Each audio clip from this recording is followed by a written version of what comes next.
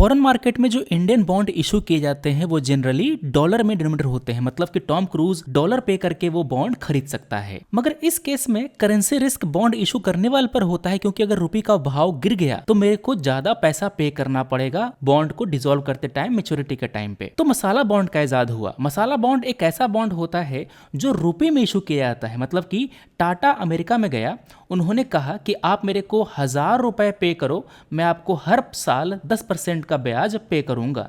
तो Tom cruise अब $100 नहीं देंगे, वो 1000 रुपए देंगे, रुपए में वो उस बॉन्ड को खरीदेंगे।